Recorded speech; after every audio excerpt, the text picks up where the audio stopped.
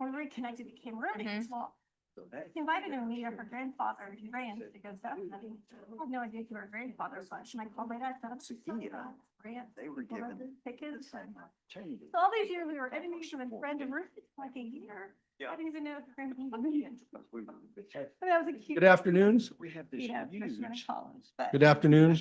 We're going to come to order. It's 1:01. It is the statewide charter school board. We're going to go ahead and with our attendance Mr. Shellum, here. Mr. Pearson, Here. Ms. Wise, Mr. Buswell, Here. Mr. Baker, Here. Mr. Gardenhire, Here. Dr. Campbell, Ms. Anderson, Here. and Ms. Savage. Present. Mr. Chairman, we have a quorum. We have a quorum. I want to introduce James Grayson. He is with CCSR, and we had the fortune of meeting him last week, and he's going to provide our invocation. So if we would all stand. Let's pray. Gracious and eternal God, we pause today to acknowledge your presence and to seek your wisdom as this Oklahoma statewide charter school board gathers to conduct the important work before them. We thank you for the opportunity to serve and to lead and to shape educational environments that impact the lives of countless students and families across our state. We pray that every discussion, deliberation, and decision made today would be guided by clarity of purpose and a steadfast commitment to the vision, mission, and responsibilities entrusted to this board. Grant these leaders wisdom that is fair, discerning, and principled. Help them to remain student-focused in all matters, seeking outcomes that promote learning, opportunity for growth, and success for every child. May they exercise righteous judgment, weighing each issue with integrity, objectivity, and a sincere desire to serve the common good. Guard this meeting from unnecessary distractions, personal agendas, and anything that would hinder thoughtful consideration of the matters at hand. Inspire respectful dialogue, careful listening, and collaboration that leads to excellence and unbiased outcomes. Give courage to stand for what is right, humility to learn from one another, and wisdom to recognize the path that best serves the students, families, educators, administrators, and communities of Oklahoma. May all that is accomplished today reflect the highest standards of stewardship, accountability, service, and the Oklahoma standard that you have instilled within our state. We ask these blessings in your wonderful and great name, the name that's above every name, the name of Jesus our Christ. Amen. Please join me for the pledge. I pledge allegiance to the flag of the United States of America and to the republic for which it stands, one nation under God, indivisible, with liberty and justice for all. I This salute is the flag of the state of Oklahoma. Its symbols of peace unite all people. We'll take a moment of silence.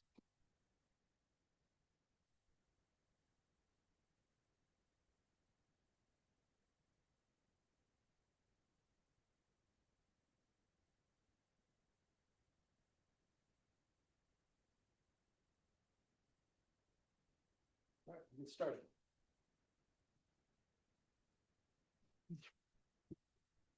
Well, welcome everybody. And I do want to say welcome to our new board members, Marshall Baker and Stephanie Savage. I know this is not your first time with us, but it's our first time at a regularly scheduled board meeting, if I understand. So welcome you guys. We look forward to having you guys serve on this board. We'll look forward to getting to know you, and your intellect and your wisdom will be shared with the rest of us. We will start with action item 3, discussion and possible action regarding the minutes following the board meetings. Now, there's 4 listed, A, B, C, D.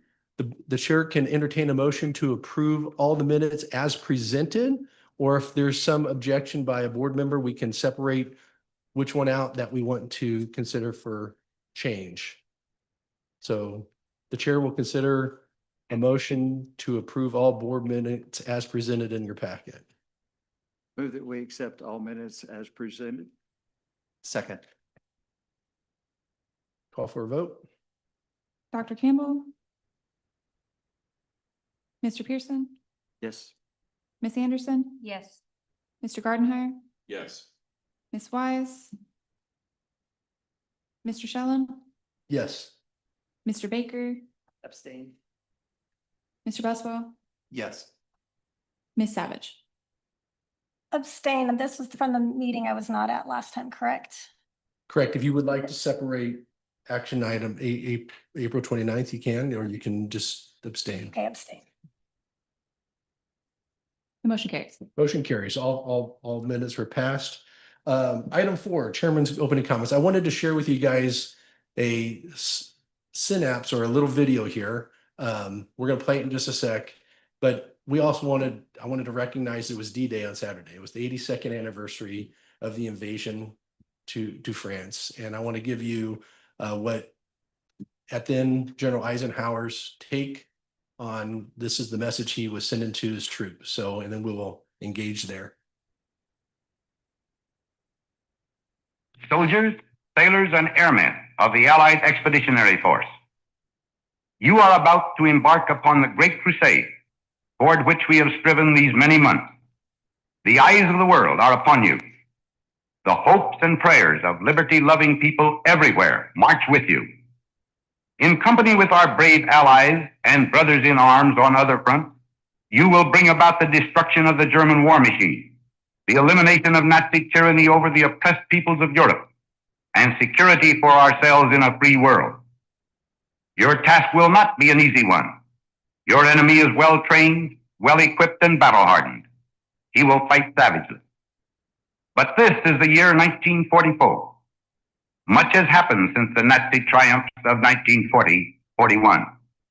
The United Nations have inflicted upon the Germans great defeat in open battle, man to man. Our air offensive has seriously reduced their strength in the air and their capacity to wage war on the ground. Our home front have given us an overwhelming superiority in weapons and munitions of war, and placed at our disposal great reserves of trained fighting men.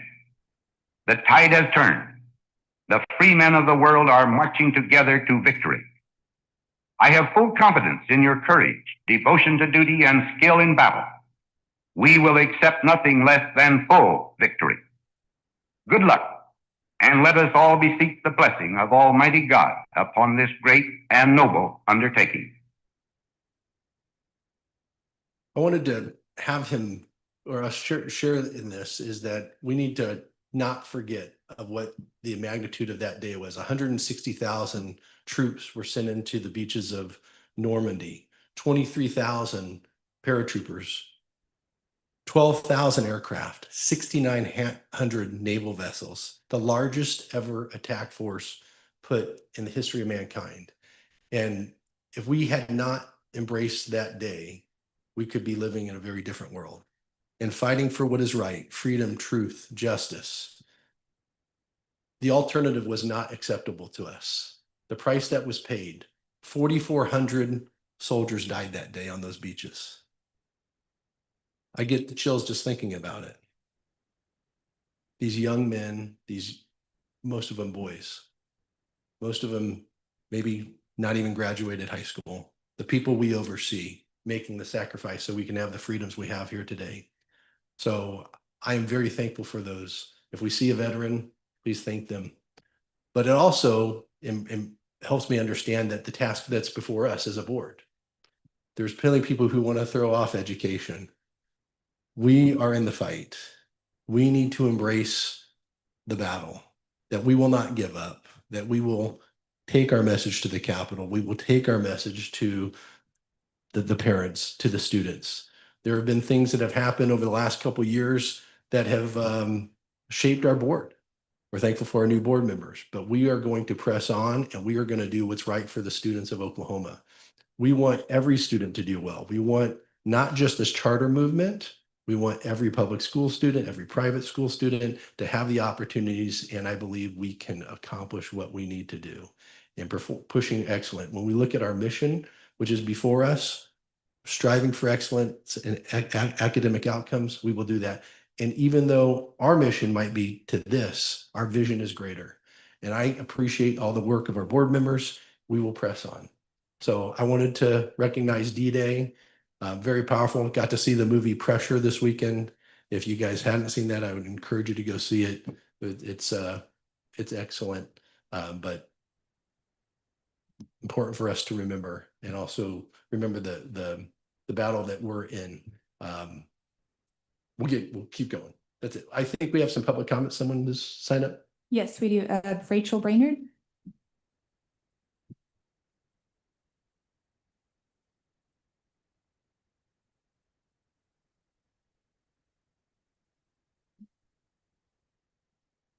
My name is Rachel Brainerd, and I am a proud founding member of Proud to Partner Leadership Academy.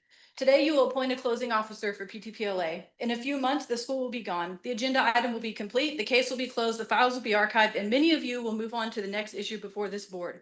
Our students, families, and staff will not. They will be the ones helping students start over somewhere new. They will be the ones carrying the consequences of decisions made in rooms like this one. I have listened throughout this process at the school has been discussed, evaluated, criticized, and ultimately condemned. What I have heard far less discussion about are the people. A school is not a compliance report. A school is not a performance framework. A school is not a hearing exhibit. A school is people. And I find it remarkable that so many hours have been spent discussing what was wrong with this school, while so little time has been spent acknowledging what was right about it. For many of you, this school has existed as reports, findings, recommendations, and hearing exhibits. But for us, it was never those things. It was classrooms, it was relationships, it was children who finally found a place where they belonged. It was teachers who gave far more than was ever required of them. It was families who chose PTPLA and entrusted us with the people they loved most. And that is what has been hardest about this process. The people who knew this school best were never the ones deciding its future. The people deciding its future never walked its halls, sat in its classrooms, or experienced the community they were being asked to judge. One of the greatest privileges of my career has been witnessing the joy, pride, resilience, and sense of belonging that the Black and Brown community created for its students. Some things can be measured. Some things can be audited. Some things can be placed in a report, but joy cannot. Belonging cannot. Community cannot. And those are the things I fear this board never truly saw. So I leave this process with the difficult truth. I never felt that the people most affected by this decision had a meaningful opportunity to change its outcome. I never felt that the hearing was a place where the future of the school would truly be decided. I felt that the future had already been decided and that the process existed to justify the decision rather than inform it. It is not lost on me that I'm the only white staff member at PTPLA. It's also not lost on me that I'm the only person associated with PTPLA that this board ever spoke about positively. Perhaps some of you disagree.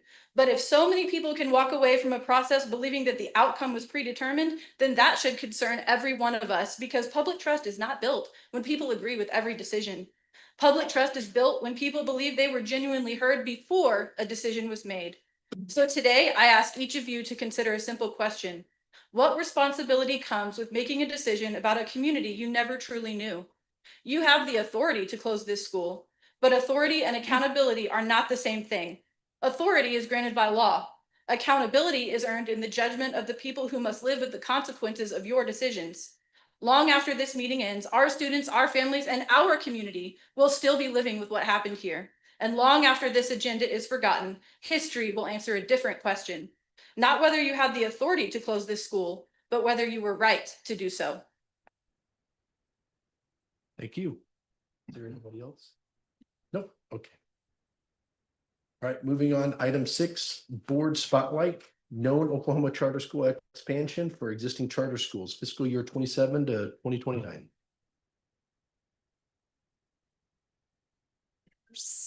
Dr. Wilkinson. Along your lines of being in the battle, we wanted to show to you today what we know to be existing charter school expansion for the next couple of fiscal years, because opening a new charter school, expanding a charter school is no easy feat. It requires years and many, many hours of hard work. So we wanted to give you a snapshot in terms of what to expect in the coming few years.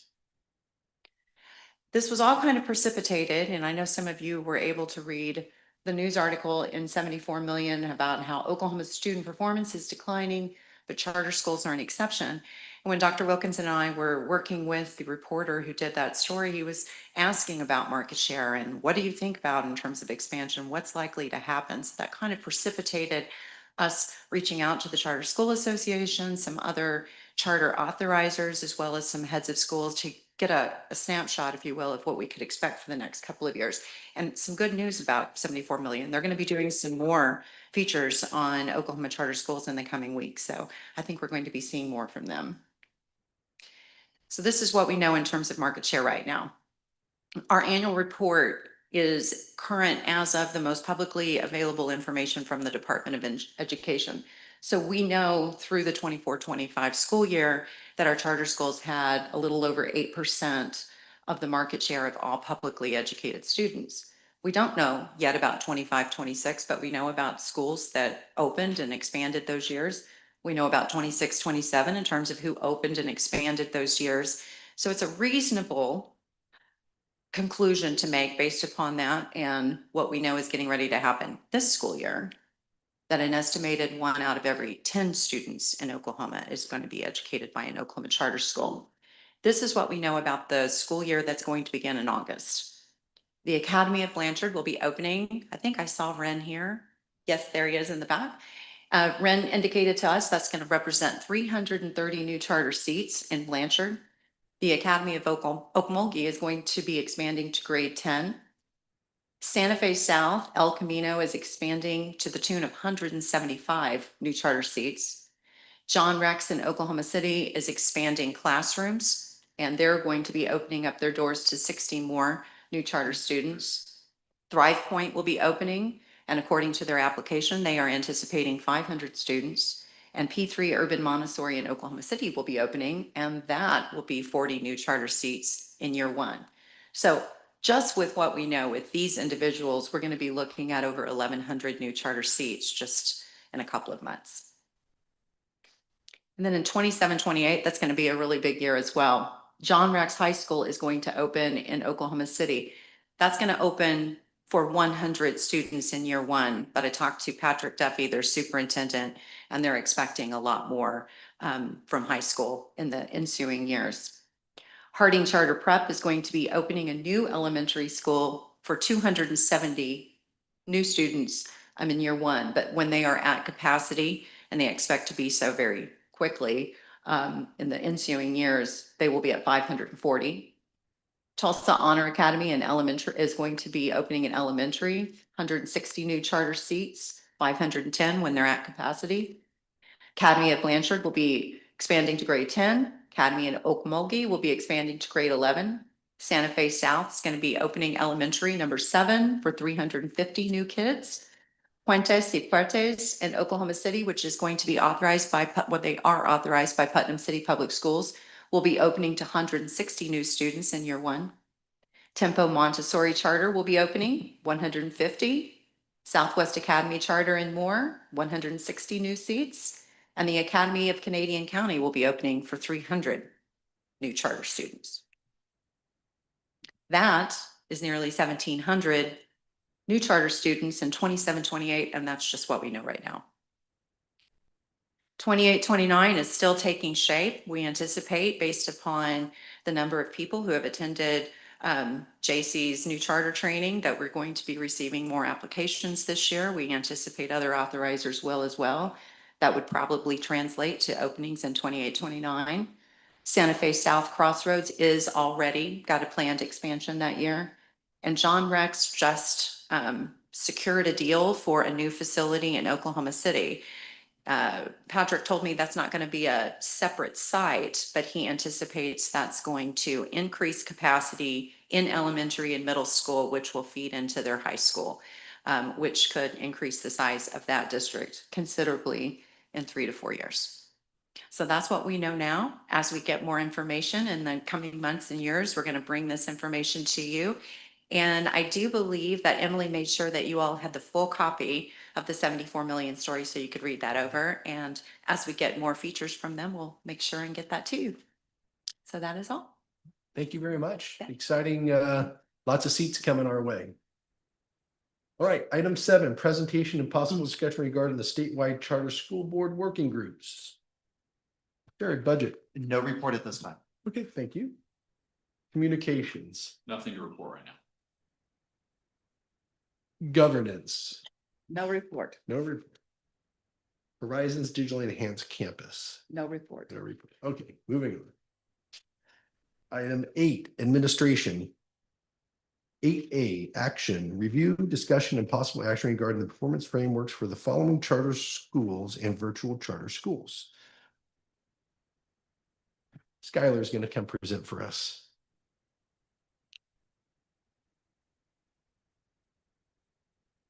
Not a single report to let me, give me time to walk to the podium. Anyway, good afternoon. I'm excited to present these performance frameworks to you. We've got 7 performance frameworks to go over. Let me get turned there and we'll get started. All right, so I'm gonna do this a little bit differently this time. We're gonna kind of look at them at a high level. You guys all have the packets, and your packets contain all of the data and the information that was obtained by our staff and used to evaluate the schools. And so if at any time you want to talk about something specific, please feel free to stop me anywhere we go. But overall, we have 3 of the 7 brick and mortar charter schools, which are Oklahoma Youth Academy Charter School, Academies of Oklahoma, and Western Gateway Elementary School. And 2 of those are up for renewal, both receiving scores that do not require an application for reauthorization, but rather just a letter, which we will review and discuss later during this meeting. The other 4 schools are virtual charter schools, which are Virtual Preparatory Academy of Oklahoma, Dove Virtual Academy, Insight School of Oklahoma, and eSchool Virtual Charter Academy. None of these schools are up for renewal this year, and they're all at various stages of their current charter contract term. Oklahoma Youth Academy Charter School and Insight School of Oklahoma are alternative education schools that have additional academic performance criteria. So we'll start with Oklahoma Youth Charter Academy. Oklahoma Youth Charter Academy is under the administration of the state agency, the Office of Juvenile Affairs. The consideration this school has as an alternative education LEA serving grades 6 through 12 and as a juvenile detention center is monumentally different than all of our other schools. Oklahoma Youth Charter Academy, or OYACs as they like to be called, did not receive an academic score this year because not enough data is available to score them based upon their school model and the uniqueness of their student population. There are very few full academic year students, and this is purposeful as a goal for this school is that students remain incarcerated for less than a year. They have recently redesigned the instructional days to keep certain inmates separate and apart from other inmates for safety reasons, but still allow for full instructional day education for all of the students they serve. Their overall score, remembering that they didn't receive an academic score, is 83.35%, which again requires only a letter requesting renewal, which we will talk about in an upcoming agenda item. The next school is Academies of Oklahoma, the other school that's up for renewal today. In the fall of 2024, the beginning of the school year under review, Academies of Oklahoma opened a new school site in Okmulgee, as Shelley referred to, serving grades pre-K through 8. And despite some expected challenges, the district scored an overall score of 75.51, which again requires only a letter requesting renewal. Additionally, they have been approved at an earlier board meeting by this board to open a new site in Blanchard as of July 1st, 2026, serving grades pre-K through 8, and are on track to do so. They've been working diligently to align the practices at the Okmulgee site to the provenly successful Academies of Seminole school model, and are planning to replicate the successful school model in additional districts in rural communities as they continue to expand. The third brick and mortar charter school is Western Gateway Elementary School. This is the performance review for their first year of operations under the statewide charter school board. Their overall score is a 74.34. They underwent significant academic changes, not only during the year under review, but also continuing into the current year. They have stable financial and organizational performance for the year in review and are making strides academically. In addition to other changes, leadership are developing curriculum maps and pacing guides for all grade levels in English language arts and mathematics. The first of the 4 virtual charter schools is Virtual Preparatory Academy of Oklahoma, and it is still increasing enrollment, gaining their footing as they are currently in their 3rd year of operations, and the year under review is their 2nd year of operations. Their overall score for this review period was 60.81%, and they have room for improvement in the academic proficiency portion of their performance, but because they did not have graduating seniors, there were several criteria for which they did not qualify for academically, which neither added nor detracted points from their total, but caused them only to qualify for a total of 6 possible points, mostly attributable to OSTP assessment results and low full academic year population as they continue to grow. Now, it's expected that there will be increases to the number of points for which they qualify in future years because they are growing both by grade level and increasing students in each grade level each year. That brings us to Dove Virtual Academy, which is a virtual model replication of the successful Dove Schools Oklahoma City and Tulsa. Dove Virtual Academy scored an overall 91.64% on their performance report. This was their 5th year of their initial 5-year contract. And after they recently added grades from pre-K through 5, in addition to their 6th through 12, as of July 1st, 2024, they have been serving those students successfully, and they scored very well, especially on their, well, all across the board, but in their college and career readiness and high school graduation factors. Insight School of Oklahoma is an alternative education virtual charter school serving grades 6 through 12. The school scored 75.88 on their overall performance report, which is within the range considered expected under our agency administrative rules.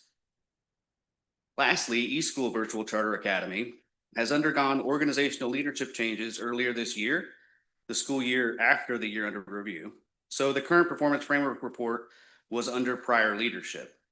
The overall school's performance report score for 2024-2025 is 69.82.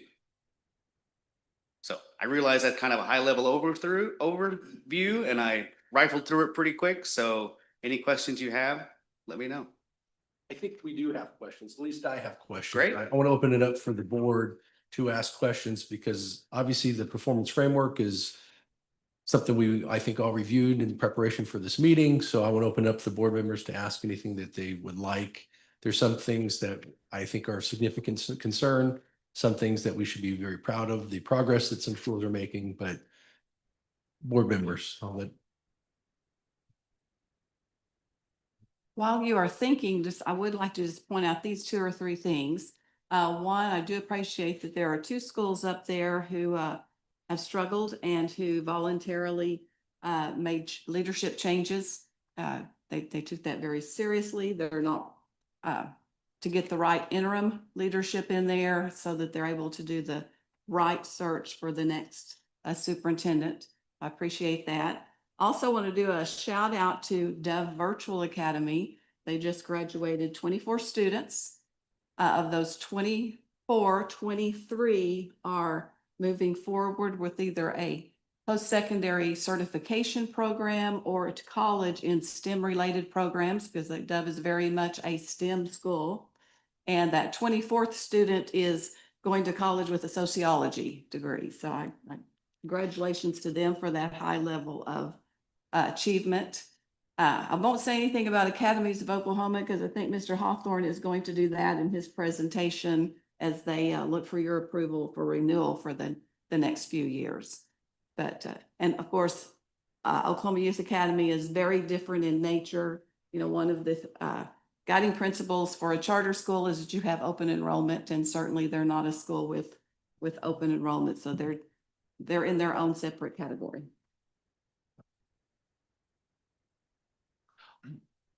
I have 2 questions. One is a very simple one to answer.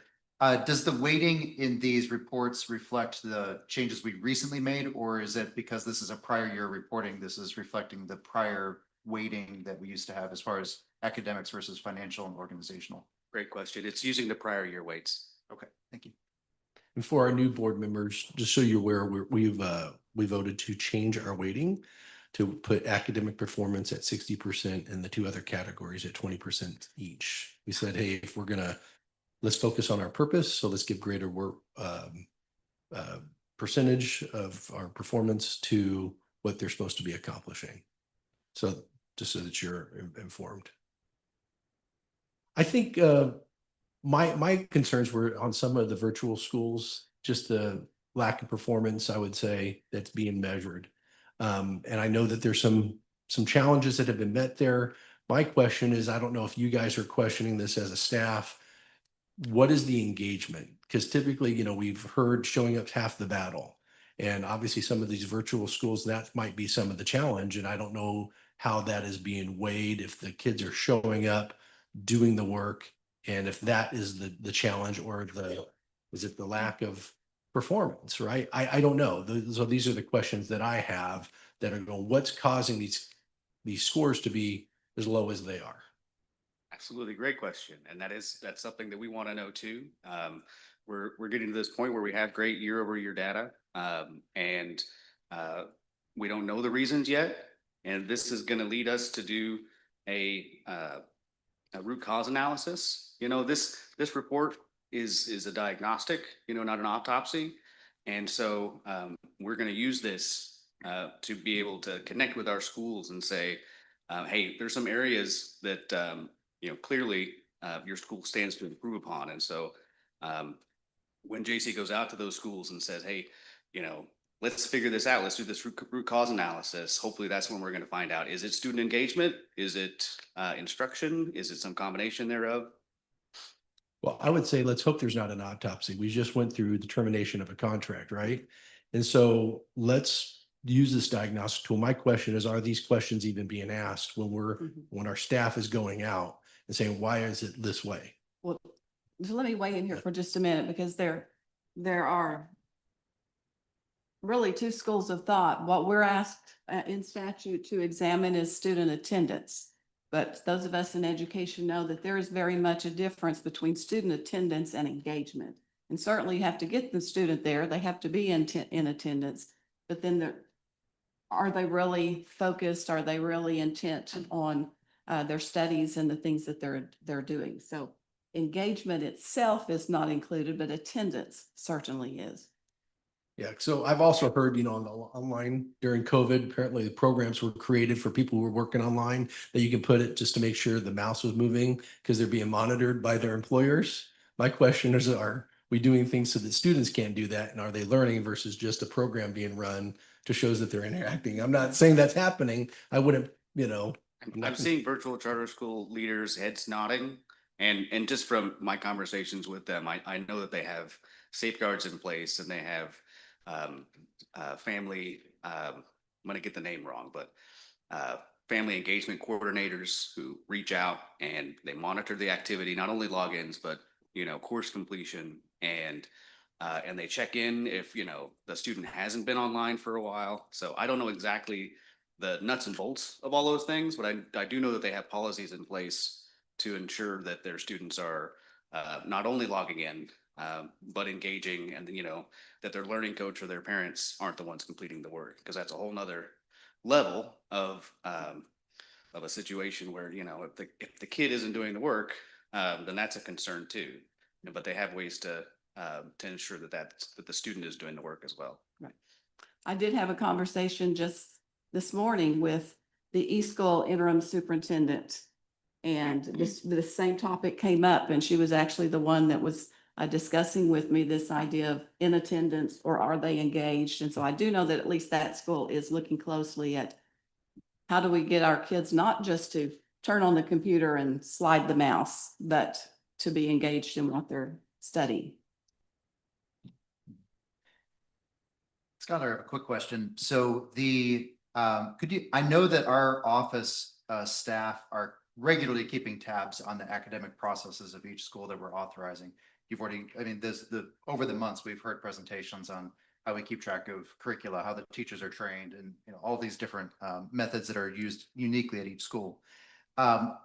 When we're looking at a prior year school year like this, so this is last year, we've already completed the 2025-2026 school year has recently finished. Mm-hmm. So we're looking at the prior year's data.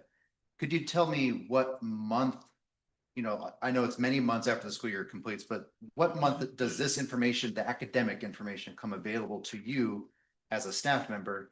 And what processes do we have in place when we see alarmingly low academic scores? Obviously, you come report them to the board at a appropriate time, but internally, what month do you find out this information, and what automatically goes into place? It's the State Department of Education releases the OSTP results. And so we're kind of at their discretion. I don't remember exactly when last year they released these results. I want to say it was the fall, maybe September or October. So that was the first glance, and then it still takes some compiling. And I know our executive director, Dr. Wilkinson, she immediately asked for a summary of the results of all of the schools that we authorize and sponsor. And then, an internal review was done and conversations were had. And then there's more in here too academically. We also review nationally normed test results. We get the first round of those in the fall because it's the beginning of year assessments. And then we get the second round in the spring. And then once we have those two, that's when we can do comparisons of the nationally normed results. Does that help answer your Yeah, question? it does. Thank you. So I have a broader question. I don't want to do too much comparison contrast on all of the schools. Each one has a slightly different model. But what struck me is that Dove is getting these really great academic results in comparison to the other virtuals. And so what is Dove doing? Just kind of an obvious layperson's question would be, what is Dove doing that the other virtuals aren't doing, or that we could drill down on and find out in terms of best practices for the other schools? I think that's a question I need to take to them and find out, because I know that they've had to work to improve their scores, and they've obviously been successful at that. So I feel like they probably know what they implemented that helped with that, and it's a conversation I need to have with them.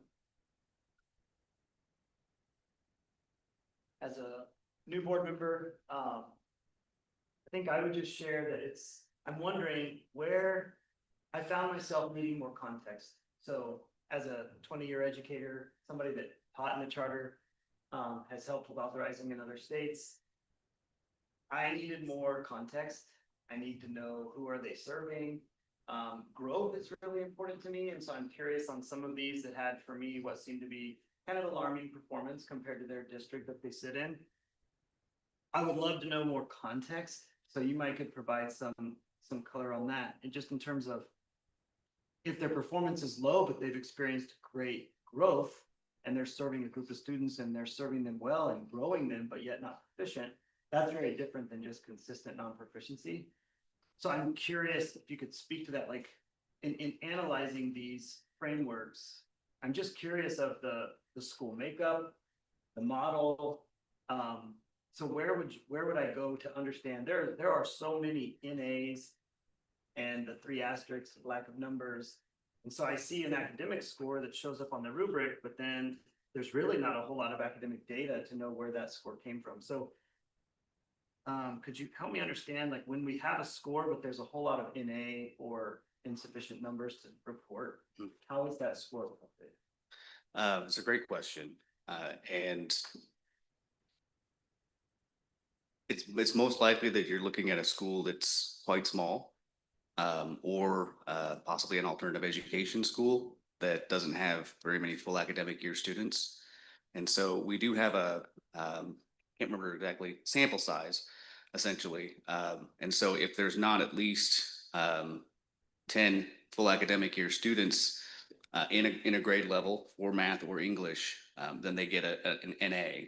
Because if your sample size is too small, it skews the data inordinately. And so most of the schools qualify for that the big bucket, not all students, but students that don't qualify in another category. How do they score in English and math? They have plenty of students in those areas. But then we have those submetrics, economically disadvantaged.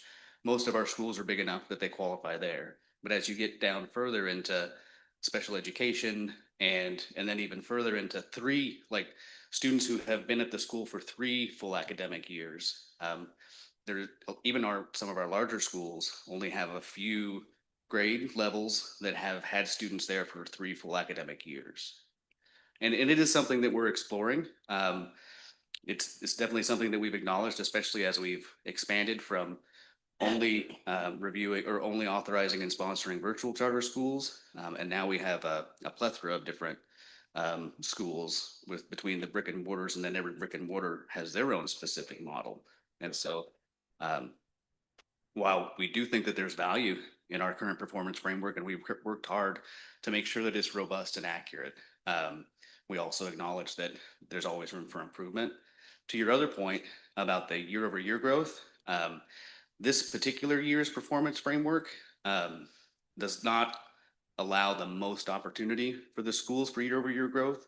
We do have embedded into the performance framework the opportunity for, if a school can show us that they, even if they didn't beat the state score or the local district score, if they can show that they improved more than 5% year over year, say for third grade English language arts, they increased by more than 5% from 20 to 25, then they would get points for that. However, because the cut scores were changed, it doesn't really, it kind of cut them out of the ability to get those points, even if they did have some improvement because the scores were not aligned up exactly.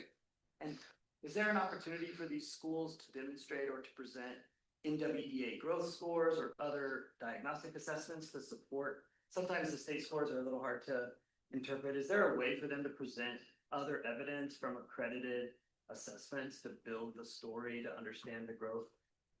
No, not further than what we have in our performance framework. So we do measure the growth on those nationally normed assessments from beginning of year to end of year, and we use I'm gonna make this sound terrible because I'm not exactly sure what it is, but I know we have it written down that it's the percentage that we use. I want to say it's 40%. If they reach 40% growth from beginning of year to end of year, then they get the points for that. And that 40% comes from empirical data. Thank you so much. Absolutely. Just to echo on what you said, Marshall, was that some of the schools have asked that they would only consider NAEP scores because it's really a true measure from school to school. And I'm just saying that some of the comments that we received from some of our schools that we authorize.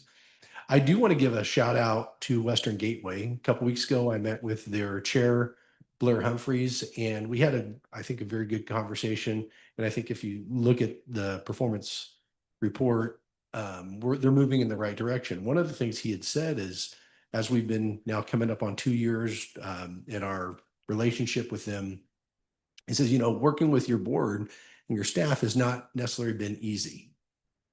But he says the difference wasn't easy with Oklahoma City's public schools either. But he says, but it's nice to be working with an authorizer and a board who is working for our improvement and working so that we can better ourselves. So, and they've made some really major adjustments in their application, and they are now seeing the results of their efforts, of also the impact of this board and our staff working with them. And so it's been a good relationship. So I want to give them a shout out. Just as we've seen the improvements, it's us collaborating, trying to push one another on to good deeds. And they are, I think, starting to see some of that fruit. No, I just wanted to, have you seen there's a dashboard that is fantastic that will go show you all the demographics. So Yes. have you seen that? Then you can kind of, Yes. have you seen that? Yeah, it's fun to see the demographics and kind of give you a better idea of all the different schools. I have to look at it myself. And the longitudinal depiction of those dashboards are so good. It's great. Yeah. Yeah. But, and I think we're not going to litigate this whole thing here, but we've talked about how the performance framework is kind of this blunt instrument that we've inherited. It might, we've already tweaked it a little bit, and it might bear further discussion. Is that model serving us in terms of our decision-making capacity as a board? Is it telling the story of success about various schools? Is it really surfacing things that we need to know? I would say just on that note that we actually met with some superintendents this morning to talk about the performance framework, and not to defend it, but we just talked about how it arrived at where it did, what data was once available that's not available today, and where we want to go. So we'll talk about that a little bit more on this last agenda item today, and more in depth at the July board meeting. More questions for Skylar? No. All right. Very good. Thank you very much. Moving on to 8B, action review, discussion, and possible action regarding the renewal decision of Oklahoma Youth Academy Charter School. Oklahoma Youth Academy Charter School scored a score that was sufficient enough. I want to say it was 83 on their performance framework, and it's that performance framework score prior to their final year of their charter contract, which guides renewal. And we received a letter of intent to renew the contract for a full 10-year term, which is the maximum term allowable under statute. The renewal letter request is in your board packet. It was signed by their superintendent, Melissa Snipes, and it was also approved by their board at a prior board meeting. And so it's up to the board today, whether you would like to renew their term and for what period of time. I would recommend that you seriously consider a 10-year contract. These are services being provided through OJA to students who are incarcerated. These services are mandated in statute, so we need to support them and help them as we can, and I would recommend the 10-year. Any other thoughts or considerations? Again, we can go. Didn't see any evidence of any alterations to the contract that they're requesting or that were at all discussed. Is the contract exactly the same as it was prior? We can talk about that now, but the next agenda item would be the contract if they are approved for renewal. Got it. So everyone liked the idea of extending it to 10 years. This is I would call it a very stable school. If you'll notice, they don't have any attendance problems. They're going to be there. And so they're obviously we have an obligation in statute. The question is just the term, really. I don't think anybody's saying we shouldn't renew this agreement. They're doing good work, but the question would be the term. I don't know how much is going to change between 5 and 10 years. I think it allows them, some longer time if we give them more time on their contract term. While you're contemplating that, I've been out to the school, Dr. Smith has been out to the school, and everything that we have seen is that the staff members out there are working diligently under very difficult circumstances to ensure that students are served. Their classrooms do not look like other classrooms due to the limitation on the kinds of equipment and materials that they have available for the students. But they do work diligently to do the best that they can. If there are lockdowns, they try to find alternate ways around the lockdown to keep students engaged as best they can. So do we want to, I guess really comes down, do we want to consider a longer term versus 5 years? We can go anywhere from 6, 7, 8, 9, 10. I tend to lean towards what Dr. Wilkinson has shared with us. Well, I hate to use the term unique, but they are unique. Yes. And I would move that we approve renewal for a 10-year term for Oklahoma Youth Academy. Second. Any further discussion? Okay. Call for a vote. Ms. Wise? Mr. Pearson? Yes. Ms. Anderson? Yes. Mr. Gardenhire? Yes. Mr. Shallow? Yes. Dr. Campbell? Mr. Buswell? Yes. Ms. Savage? Yes. Mr. Baker? Yes. Motion carries. Motion carries, which takes care of action item 8C, I believe, right? Action review discussion, possible action regarding Oklahoma Youth Academy Charter School contract if applicable, which we've just taken care of. So we will move to 8D. No. No? That was Back the up to renewal. C. That That was- was renewal, and now you have to approve the contract. Okay, Now I forgive can, me. now I can answer Jared's question, basically. Yes. And then one more vote. Okay, and then we can- forgive me, the contract, right? Okay, so Oklahoma Youth Charter Academy's renewal was just approved, and so it was approved and it now aligns with the contract because in this contract template, it's almost exactly the same as the contract template that this board approved last month. There's only a couple of differences.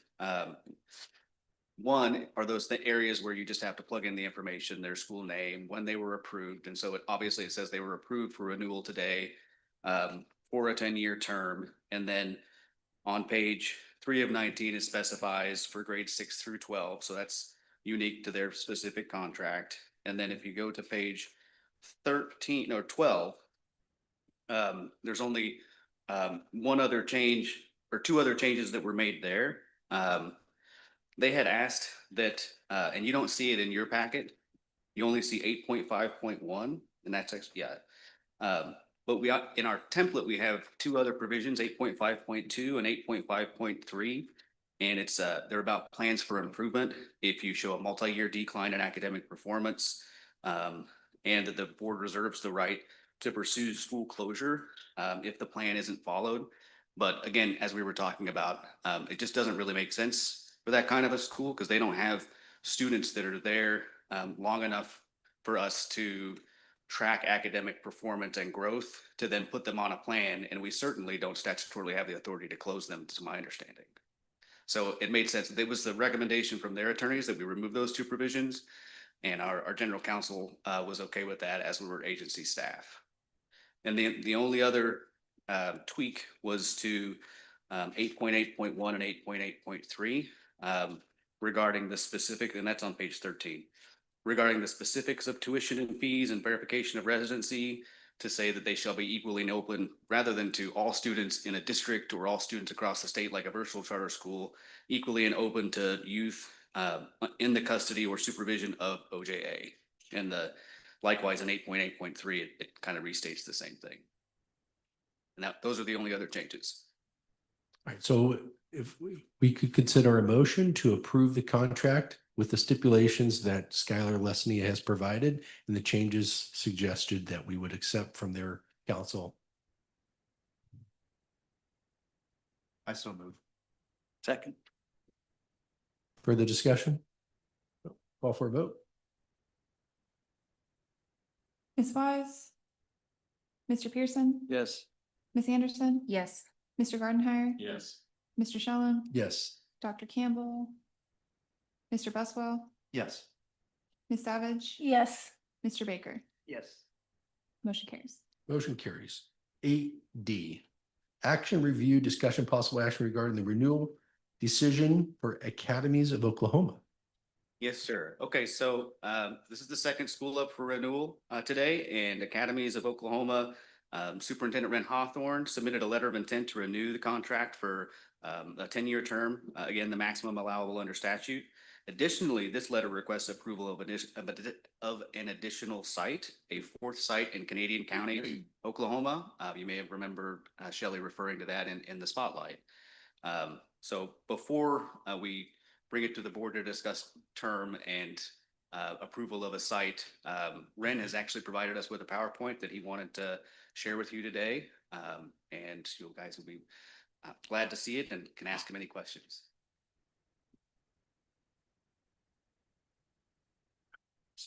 Hi, guys. I'm Ren Hawthorne, the superintendent of the Academies of Oklahoma.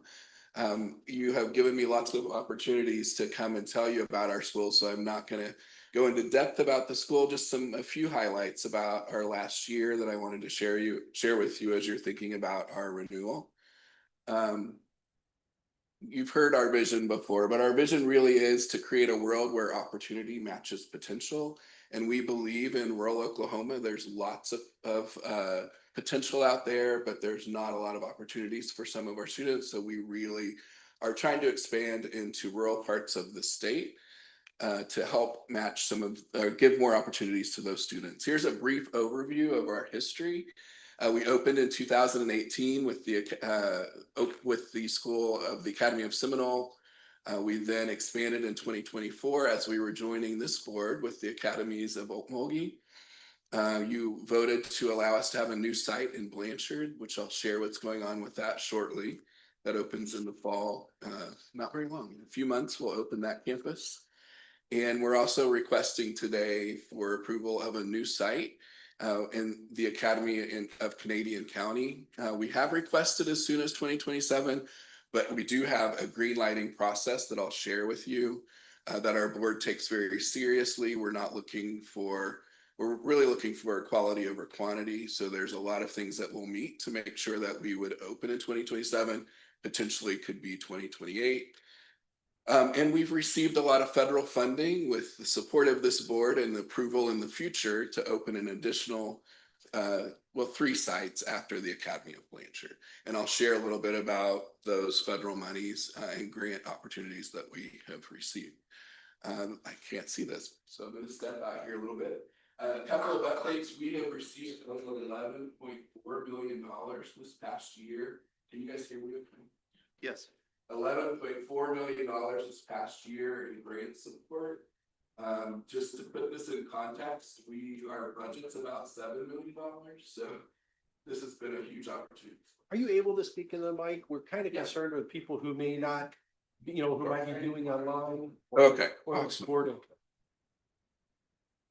We might be okay, but we want to make sure those who are viewing and recording. Yeah, thank you for that. We received $11.4 million in support.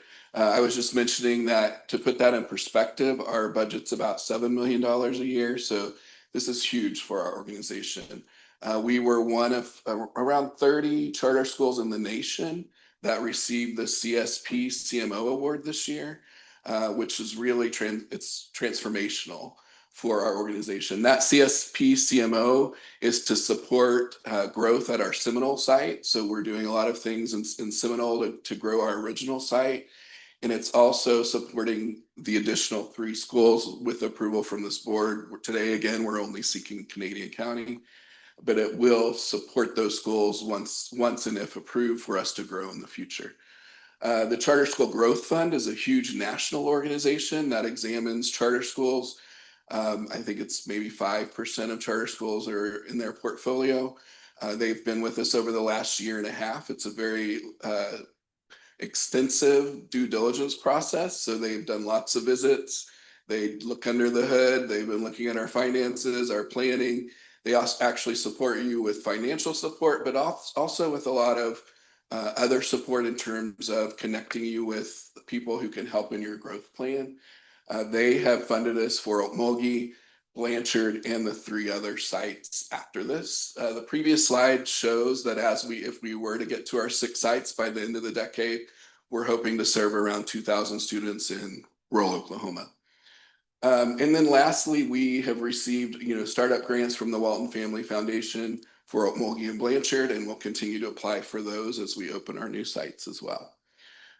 That support is allowing us to grow our district team. We learned, if you guys remember, we decided to hold off a year to open Blanchard, which again tells you that we're looking very closely at our readiness before we do something. That allowed us to slow down to grow faster. And so we have really used this past year to get our district team together.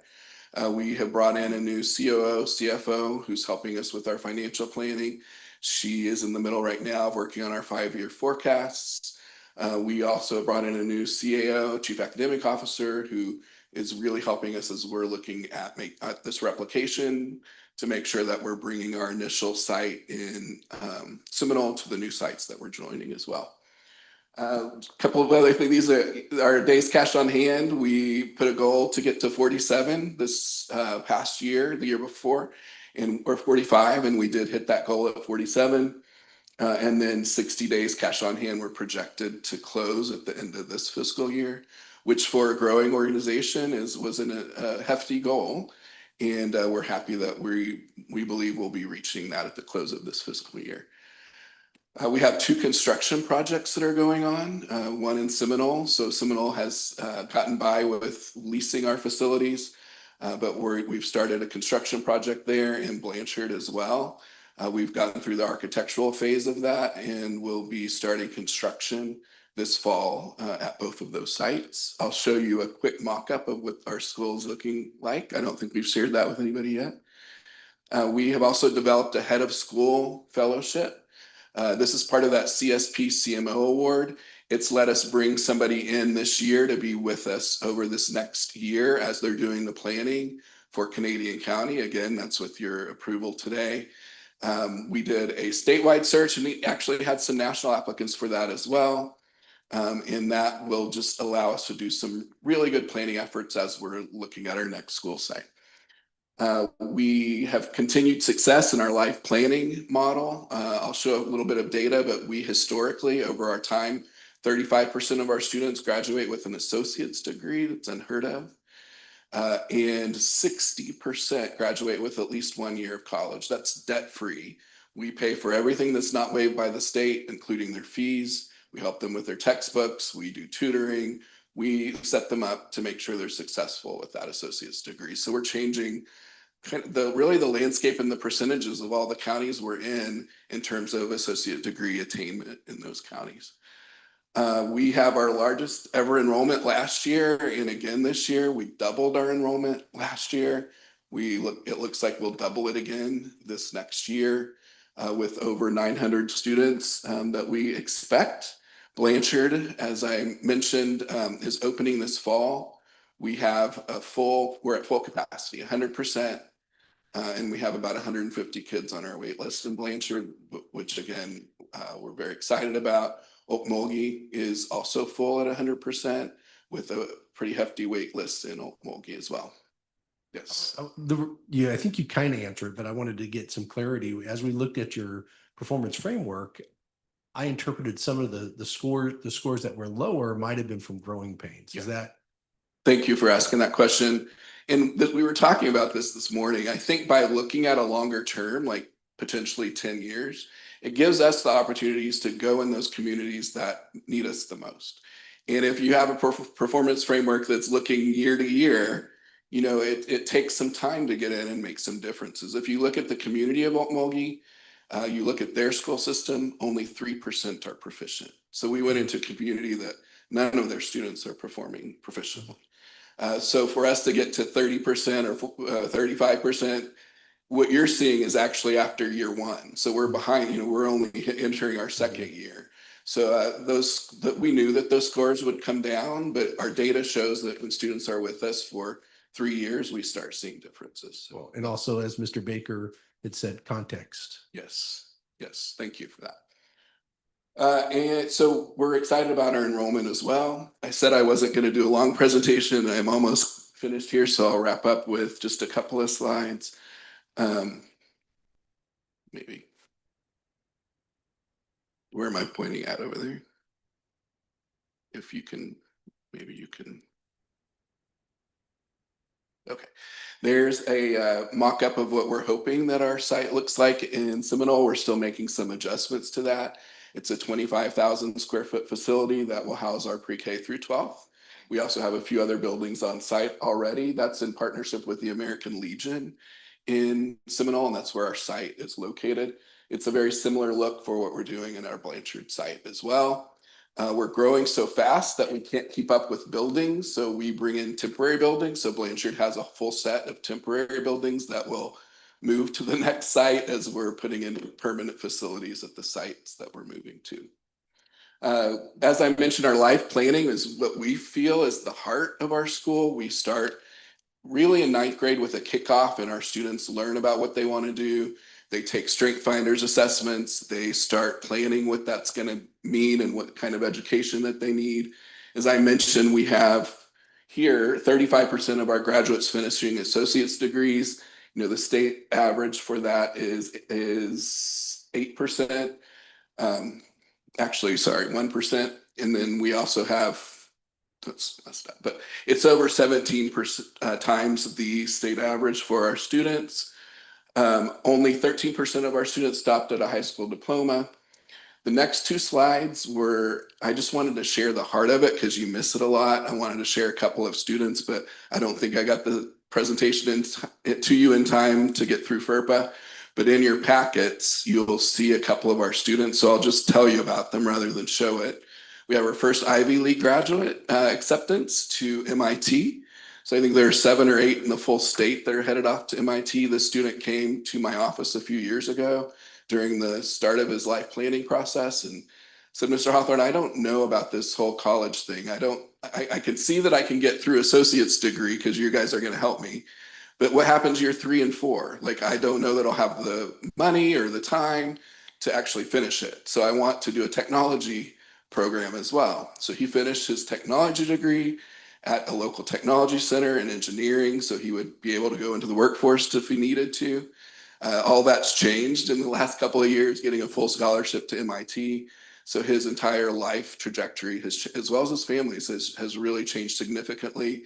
we're really proud of that student. All of our students are doing, maybe not that degree, but are reaching really high goals for themselves. We have another student who's 16, just graduated with us, 74 hours at OU, and is on his way to Purdue. But we also have students, well, I'll just share the overview. This last class, 60% graduated with their associate's degree, 20% graduated with some kind of technical certification. So that is at 80%. The remaining 20% graduated with in the program of rehabilitative services. We have a very high special needs population. So they went through that program. So they're going into the workforce after graduating with us. So there's those two. And you're seeing some of our early college participants, but in Seminole, we work highly with Seminole State College. I do want to shout out to them. They received a grant. I think it was a $17 million grant. You probably saw it. And they're using part of that money to cover tuition and fees for a large portion, as well as books. So our price tag got cheaper in our partnership with Seminole State. OSU IT is a great partner in Okmulgee, and we're just building as College of Muskogee Nation. If you didn't know, Okmulgee has a college there that the tribe has established, and we're working with them. But as we move into the different communities, we bring on new partnerships as we grow. The last thing I wanted to share, just because I am asking for you to give us permission to look at opening a school in Canadian County. I know that's a big ask because it's a year from now. I just wanted to share that we also we'll look diligently to make sure that we're ready for next year. And if it's not, this will give us permission to do it the year after. But this is an example of what we went through to get Blanchard open. And there start 16 months ago, which we have started Canadian County within that time frame, and goes through a lot of metrics of marketing, grants, staffing, facilities, leadership, enrollment, academics, all of those things we're looking at, and our board votes on before we decide to greenlight any of the schools that we open. So we would be happy if you do give us approval for Canadian County to come back at any time and share updates of our greenlighting process so you can see where we are in that particular process. And I'll just say the last part of that is we're not building an entirely new model. So while a year from now sounds short, it is, but we are not starting from scratch when we're opening our new sites, that we are replicating those. Thank you guys for listening, give me the time. Are there any questions that I can answer? I have a question. Sounds wonderful, and I've loved learning about this program with the schools opening. Have they been a year apart in consistency with the schools that are already in existence with the one that's starting next? It's been, we've had 2 years. So we were planning a year with Blanchard, but part of that greenlighting process was we decided to not do that year to make sure we were in better shape for 2 years. So potentially Canadian County could be a 2-year project. So my one question with that would be, what has been the challenge or the pitfall with opening up multiple schools? There's so much positive that I want to hear the one challenge with that. Part of it was we weren't organizational. We were of receiving some of the grants that would help us get our district offices together. So I felt at some point I was probably the bottleneck, trying to be superintendent, facilities, academics, all of that. So having other people help in that is really helping us speed along the process. The other piece was really facilities, and that's just something that's really hard for charter schools. And especially in these smaller towns, there's usually nothing that we can rent.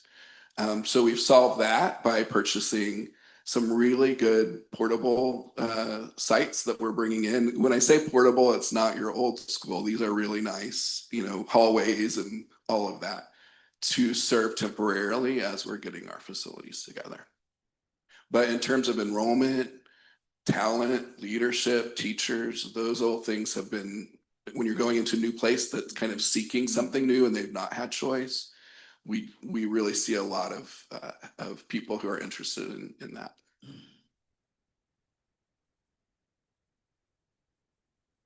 Anybody else? I think you've done a great job presenting. Thank you. I appreciate your time. You know, one thing that I would add on to that is that Academies of Oklahoma are doing something that no other charter system in Oklahoma are accomplishing. They're the one system that has said our goal is to bring in-person choice to small Oklahoma communities. You know, that's difficult to do. They have a long-range plan.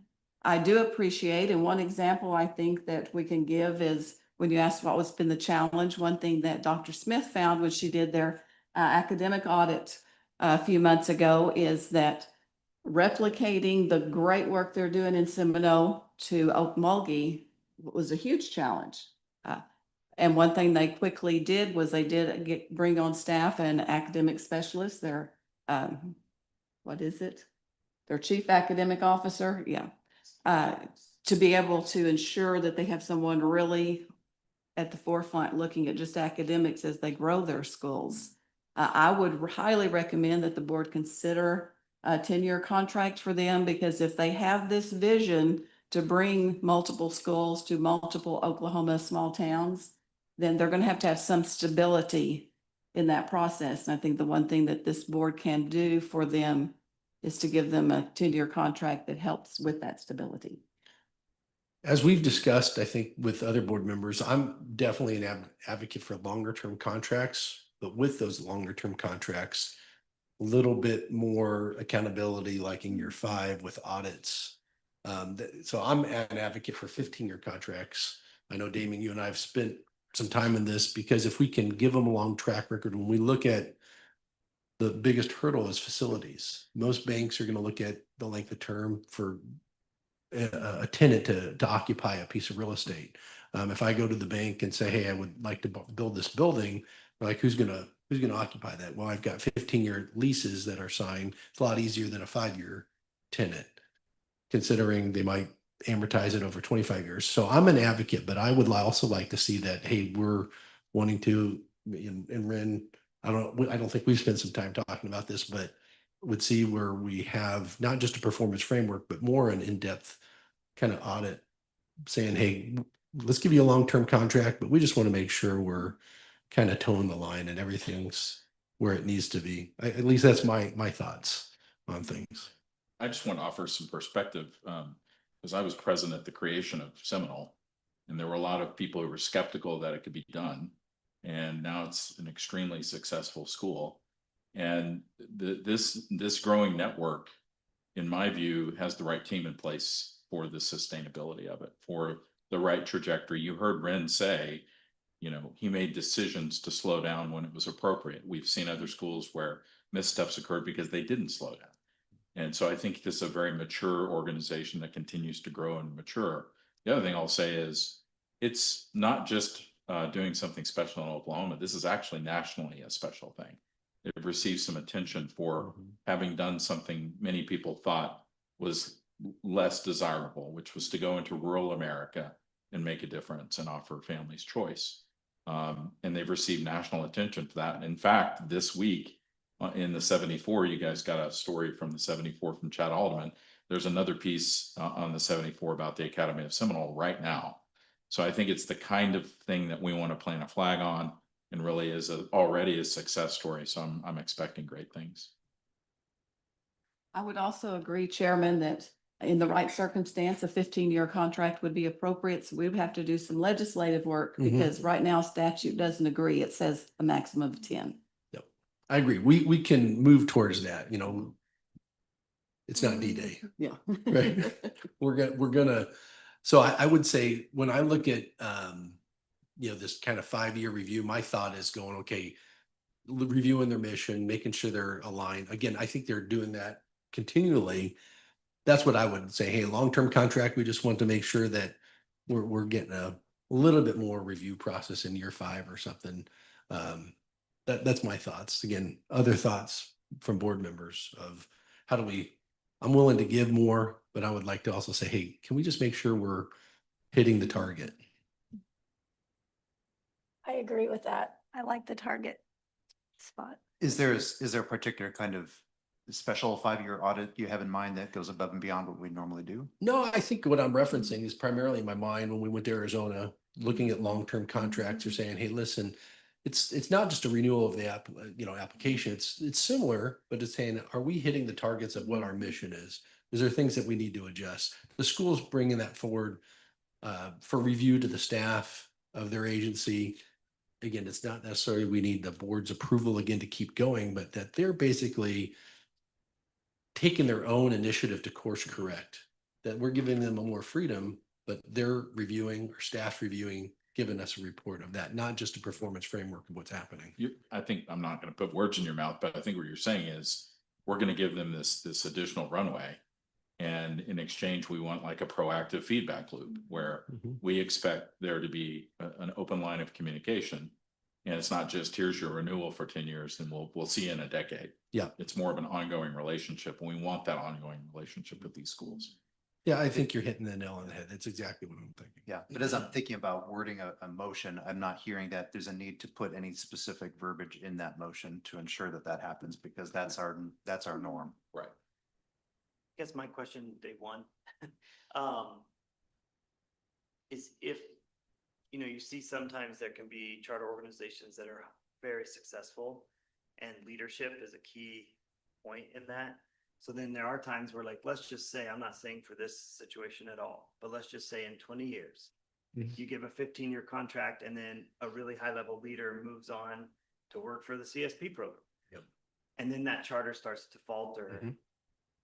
What would be what levers would we have after agreeing to 15 years if, let's say, in year 6, leadership changed and we saw they weren't serving kids and families well? What recourse would we have? Well, and that's exactly, and some of that has happened in some of the charter schools that we've seen. Leadership changes of the school dynamic changes substantially. So I think that's part of what we're needing to say, hey, we want to give you a longer track record, but we want to make sure if something significant changes, that they're still aligned with the goal, or the goal is hitting the mark. And so I think by putting something, and again, we can authorize, but maybe we put a provision in there saying, hey, this is the target we want to hit.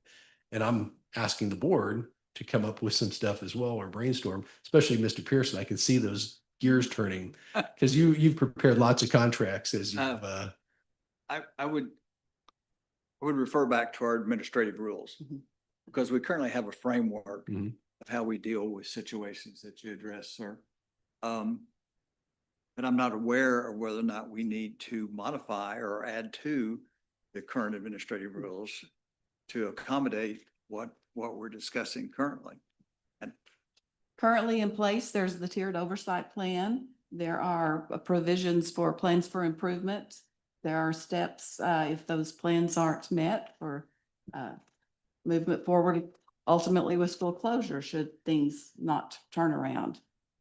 So I think all of those things are in place. I would hate to see us just in one very brief conversation, put any kind of stipulation in the contract should you choose to approve it. Instead, I would think you would look at me and say, we've done our first 10-year contracts today, and especially for academies of Oklahoma, since they're so different. Your staff needs to be very wary in their monitoring and what they might do. The good news is Academies of Oklahoma plans to come before this board often, because every time when they get ready to add number 6, they're going to have to come back. When they get ready to add number 7, they'll come back. And then maybe without anything really I don't think it has to. We could say, hey, if you want that at their school, we're going to ask for a modification. Halfway through the term, we want a presentation, or a third and 1/3 through the term, 2/3 through the term. We want a presentation at the board. I always think of 700 series, which is our administrative rules. It's very fresh in all of our minds because we just went through that process. My first take on that is that it's adequate as it's currently written to handle those issues that we would encounter if leadership changed and there was a drastic drop in performance from that institution. I don't think you could say any one specific criteria would meet all, because if out of the gate experience tells me that academies of Seminole was very different, Okmulgee was very different, Blanchard will be different. It's that context that you were talking about related to the community and the school and the students, all those factors that weigh in. Mhm. And I agree with you. What we have is adequate. I want to aim for higher. And so that's where we're at is I go back to what like Jim Gunner said, is we're going to focus on the promise, not just the contract.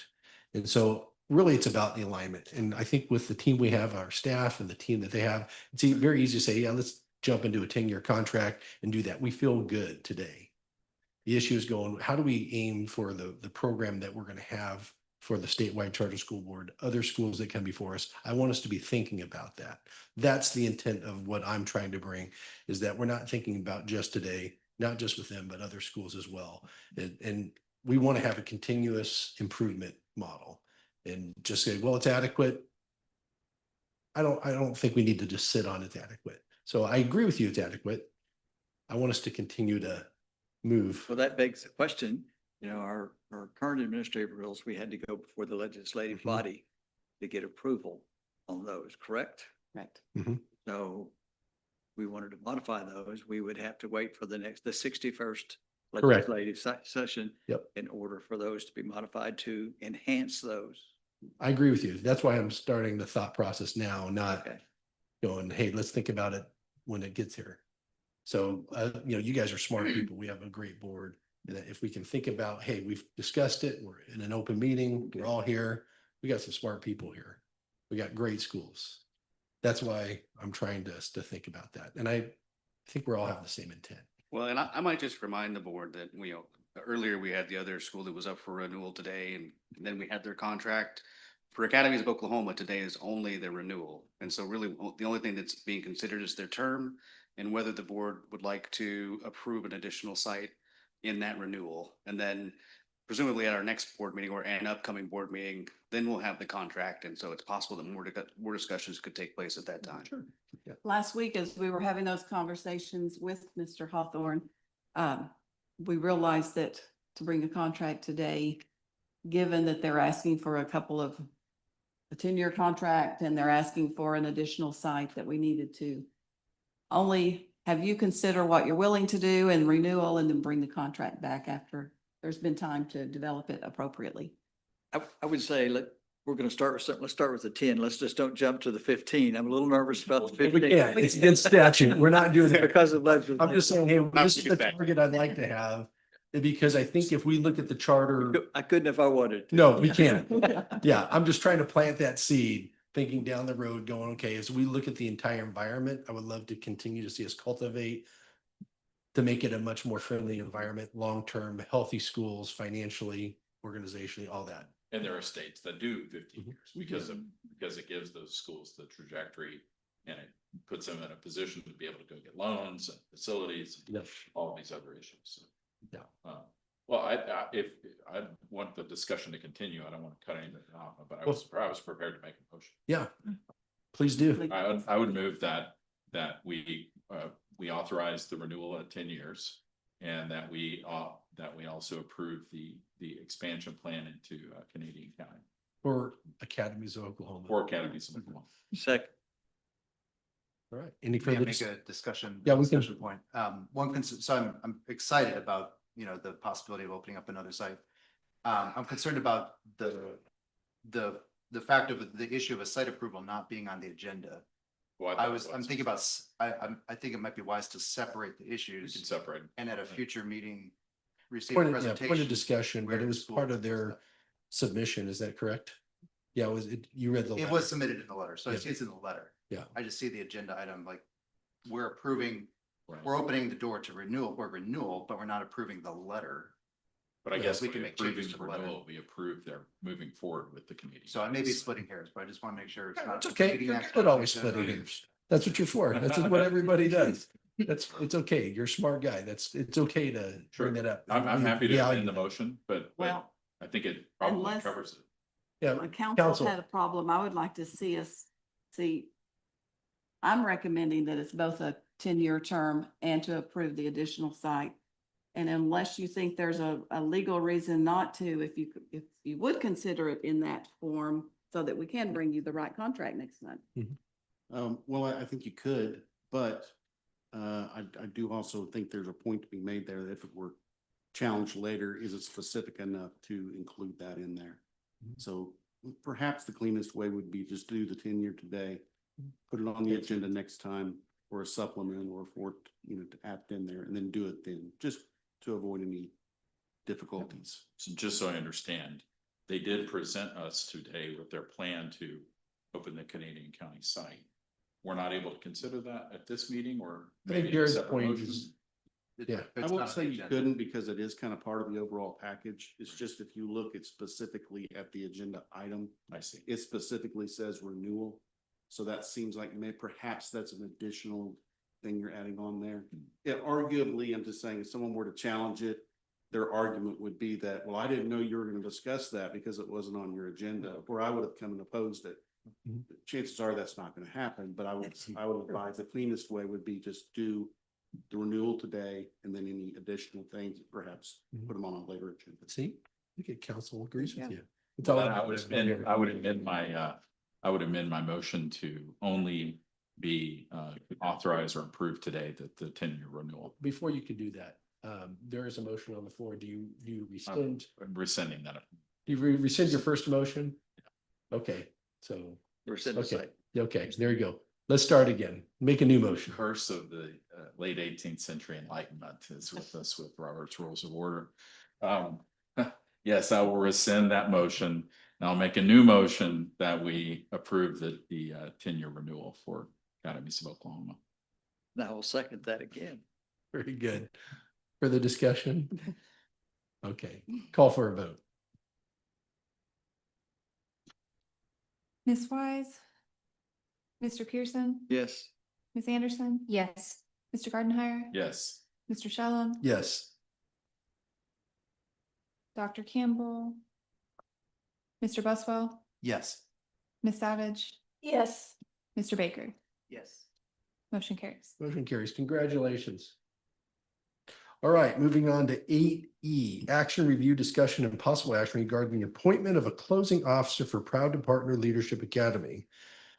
I'm going to let you kind of explain some things. Dr. Wilkinson and I engaged in some dialogue. What I would like to see is if we delegate Dr. Wilkinson to be able to appoint a closing officer so that she can potentially hire the right person for the job, and in the interim, she and the staff could potentially take care of those initial responsibilities. And you can maybe enlighten the board. Correct, but in light of the school closure of Proud to Partner Academy, then we must, the board must move forward with naming a closing officer. There is a timeline. There's a 2-week period of tasks that need to be completed. I would ask that you allow me the authority to select both an initial closing officer to serve over these next 2 weeks, and then that initial closing officer most likely to pair also with a contracted long-term officer to complete all of the work that's needed in a school closure. Ellie Rivas is our financial compliance officer. She is excellent, very detail oriented, and my intent would be then to appoint her as the initial closing officer for these next 2 weeks until we know that we have the right person in place to serve as the final closing officer. We clear? All right. So we want to choose the right person, but we have a time frame we have to get started in. And so we'll take a staff member to start that and then have a third party under contract to do that. So the chair would entertain a motion to consider appointing Dr. Wilkinson to appoint either initial closing officer and then contract with a third party to be the closing officer for Proud to Partner Leadership Academy. I move that we appoint Dr. Wilkinson, give her the right to identify an interim for the closing officer, and then to also contract for the long-term process. Second. All right. Further discussion? Call for a vote. Ms. Wise, Mr. Pearson, Yes. Ms. Anderson, Yes. Mr. Gardenhire, Yes. Mr. Shalom, Yes. Dr. Campbell, Mr. Buswell, Yes. Ms. Savage, Yes. Mr. Baker. Yes. Mr. Chairman, the motion carries. Motion carries. Moving on, 8F, presentation and discussion regarding the board's actions and achievements over the previous 2 years.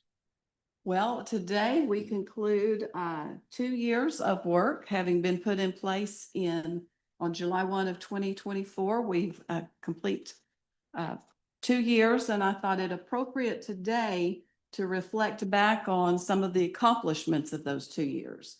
Now, while I'm proud of our work, I don't do this to be prideful, because I will tell you that while we want to kind of celebrate some of the accomplishments of 2 years, already on the draft agenda for July are the plans to look at some of the real concerns that are remaining, some of the work yet to be done, and what should be those strategic goals over the next 2 to 5 years. So that will be a little more humbling then. So, but for today, I just wanted to kind of hit some of the highlights, a half a dozen of the highlights, and hopefully that'll update our newest board members on the work that we've been doing. And then in July, we'll talk about some of the pretty hefty tasks ahead of us.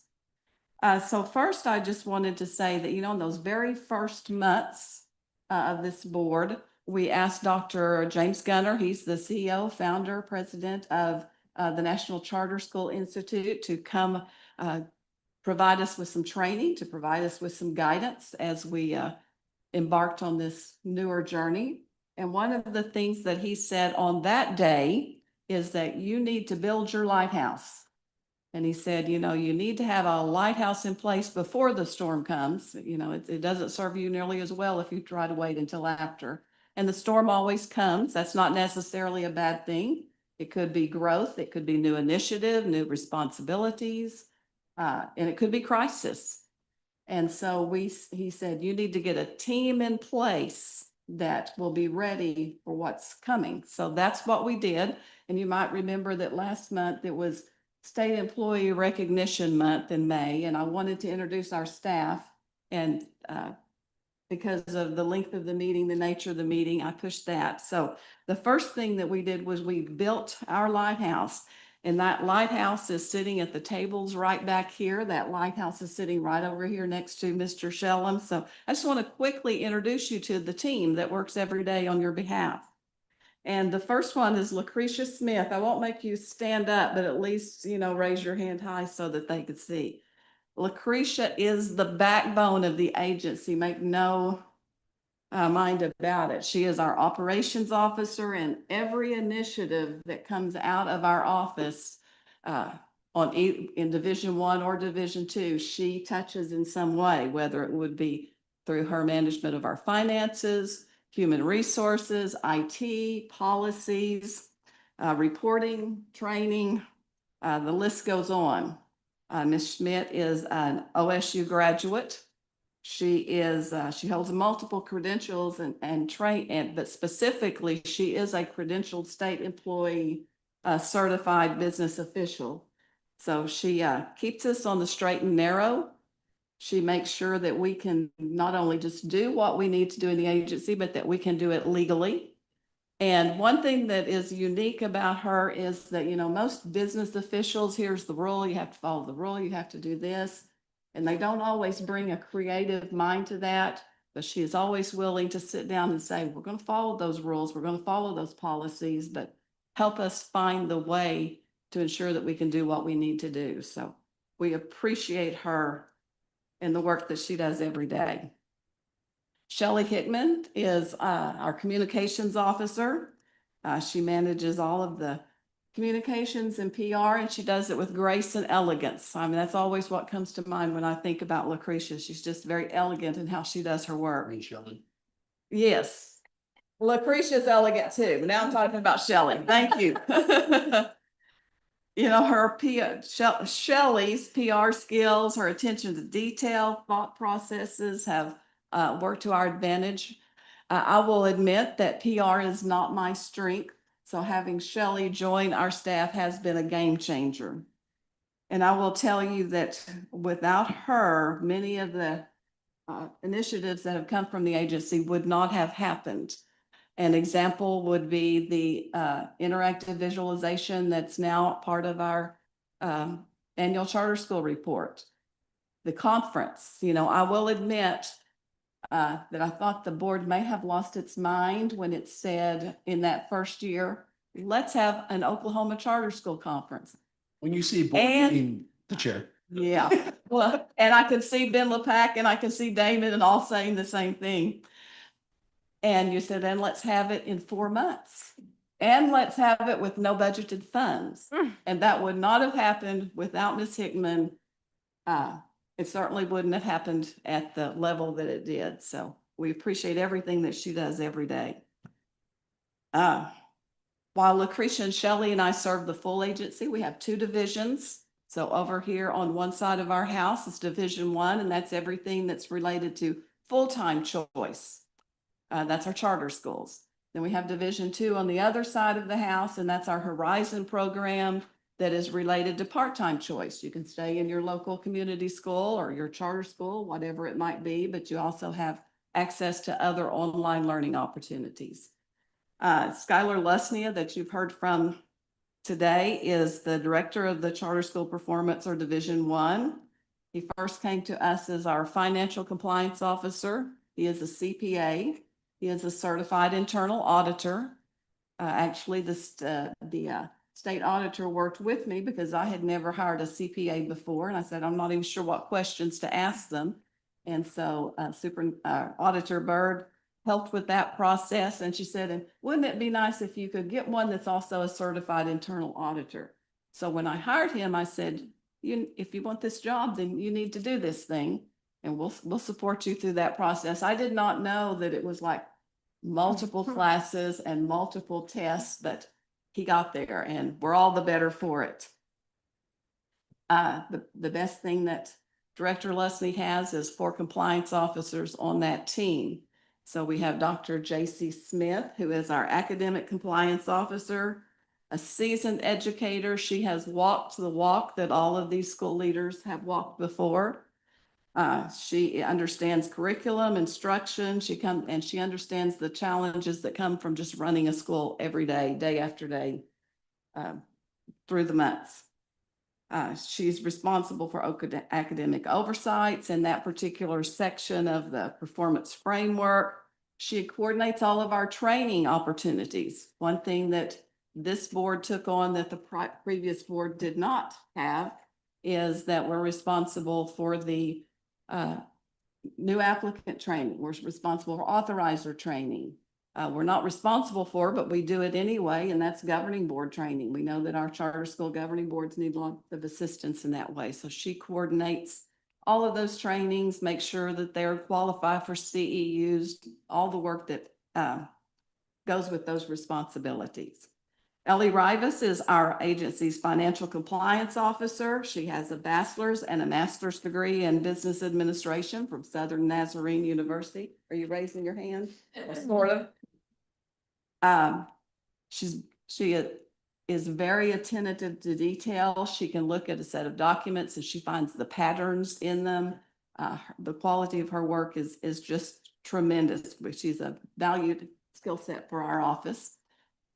We appreciate her.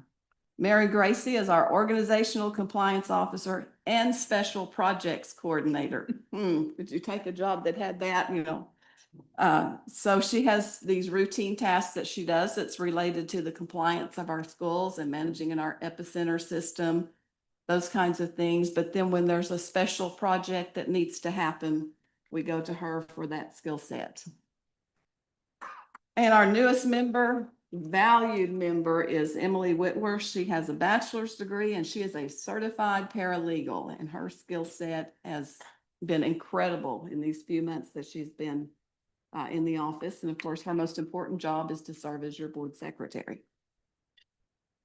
Our Horizon folks aren't here today, but Dr. Lisa Daniels manages the Horizon program. She has done incredible work. When we were sitting here 2 years ago, just getting started, she was working with 99 school districts across Oklahoma. And when we end today, she is working with 380 school districts across Oklahoma. That's incredible. That speaks to her innovation. And she's still not done. She still has ideas. She still knows where the program needs to go to continue to serve students.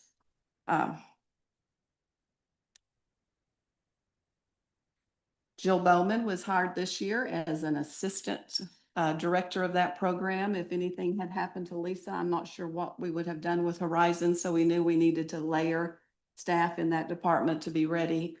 And Lisa needed help. You know, she just 4 years ago, it was 23 school districts. And at the end of we're getting ready to come up on 389 so far signed up for next year. So we hired Jill Bowman, who had worked with us as a contracted staff member for 2 years. So we knew exactly the quality of expertise that we were getting to have Jill Bowman come on to support that program. We also have 39, and you may not be aware of this, even if you've been here for a while, we have 39 part-time employees in our agency. And for the most part, those are our teachers. Some of those teachers do more limited work, such as reviewing the courses that are certified by this board as meeting Oklahoma's academic standards, meeting the standards for solid online instruction. And many of them are our teachers.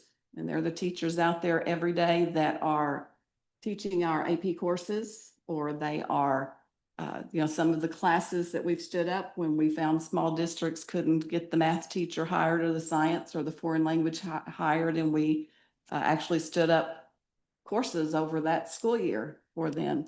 Some of those are the teachers that do that work. Those teachers average 22.6 years of experience in Oklahoma. Most of them are active full-time teachers who said, I can teach in, my school district every day, but I could also do 6 students that are taking an AP course of that type of thing. Some of them are highly experienced retired teachers who are still working in a part-time capacity. All of them hold Oklahoma teaching certificates. 90% of them have advanced degrees, and many of them serve as AP readers or AP consultants. So this little 39 group of teachers are highly qualified pool of people who assist with us in serving students. So there you have it. That's the first good thing we did. We built our lighthouse, and you have a good staff working every day on your behalf. Let's not forget Dr. Wilkinson, Yeah. who leads the team. Yeah. You do a great job, so we're very appreciative of you as well. So we built our house, then just quickly, just a handful of other things we've accomplished. And I mentioned it that we moved from a hard copy annual charter school report to an interactive visualization that gives solid data every day, updated data on our brick and mortar charter schools, our online charter schools, in fact, all schools in Oklahoma. We continue to work on that. We had the support of the Walton Foundation to get it out of the gate. It's out of the gate, so we'll have work to do to make sure that we can sustain that project over the years. We already have ideas about how we can improve that report in the next year. One of those ideas came from you when you said, can we put authorizer information in the annual report? And then actually it was Ms. Hickman that said, this report really needs to contain stronger data about 3rd grade reading. And so those are the 2 areas that we think we're going to move forward with. Within a broader strategic plan, we noted about a year ago, we need to update our application process, our performance framework, and the charter contract. We started with the application process, and it has been fully approved and is now implemented. We'll be talking more about performance framework and contracts as we prepare those goals for the next 2 to 5 years. But that was a huge gain to get that contract. It's now an 18-month process of phase 1 and a phase 2. So phase 1, okay, you applied, we agreed, you showed us that you have the capacity to stand up this school. We're going to authorize you. But in then phase 2, if you don't get all of the tasks completed and all of that kind of process that Mr. Hawthorne was talking about, so that you're really ready to open that school, you still can't open. You have to not just be authorized, you have to be authorized and ready. That's the key. So that was a good move forward for us. One thing that House Bill 516 did, or not House Bill, Senate Bill 516 did, is it said we want this board to provide the legislators with the information they need to pass the right bills, to put the right things in place for charter schools. We worked hard to develop that process. One thing that resulted was the passage of House Bill 3372. Now, we're not taking complete credit for that, because somewhere back here I saw Barry, where is he? Barry actually worked on this for, months, years. So I'm not completely taking credit, but we did inherit it. So we have 3372 that passed. Well, that will be a significant part of the goals for the next 2 to 5 years.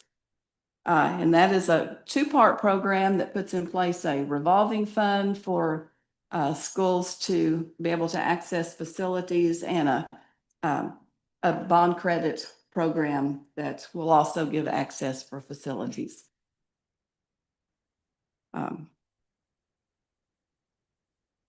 We took our initial and our renewal application process online. We went back to Dr. Gunner and to the Institute, and they helped us build a program. So that was a significant step forward.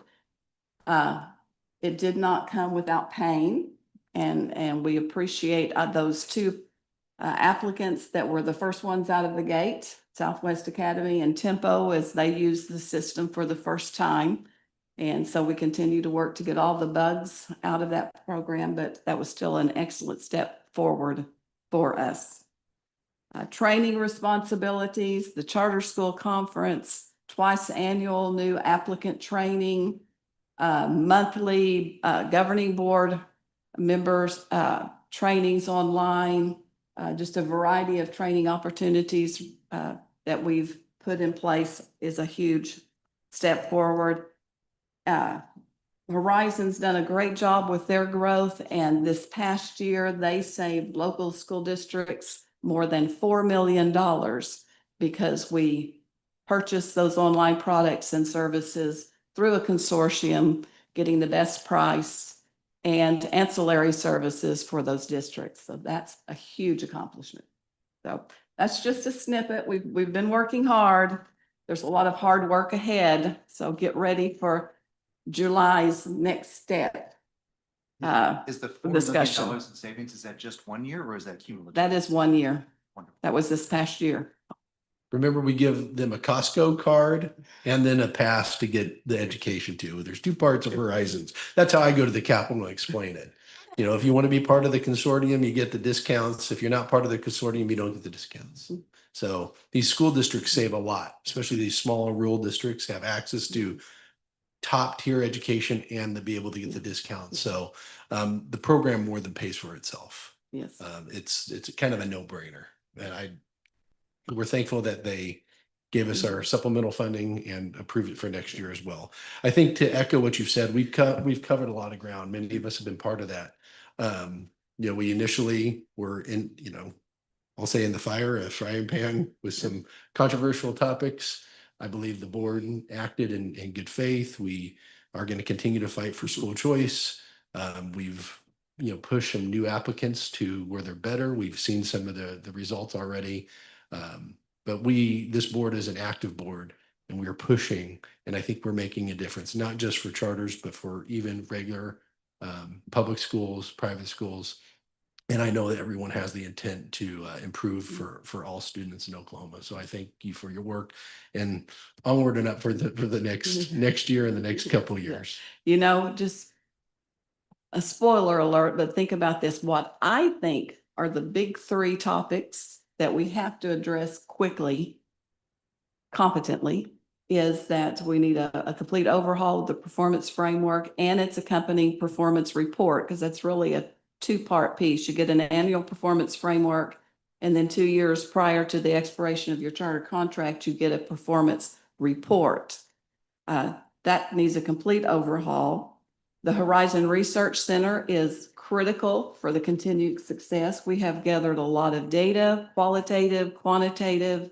We have lots of programs, and now with the restoration of our funding, we need to move forward with really diving deeper into those programs so that we know we're recommending only the best for our kids. And then, of course, the implementation of House Bill 3372 and our responsibilities for that revolving loan fund. I believe those are the three big issues on our table, and we'll see what you think in July. Yep. So Very there you good. go. All right. Just want to say thank you. We appreciate all of you guys. Absolutely. Second that. Call for a vote. Just joking. It wasn't on the agenda. Okay, any new business to consider? None. None. Very good. All right, item 10, adjournment. Would consider a motion to adjourn. I move to adjourn. Second. Call for a vote. Ms. Wise? Mr. Pearson? Yes. Ms. Anderson? Yes. Mr. Gardenhire? Yes. Mr. Shelley? Yes. Dr. Campbell? Mr. Buswell? Yes. Ms. Savage? Yes. Mr. Baker? Yes. Motion carries. We are adjourned. Thank you very much.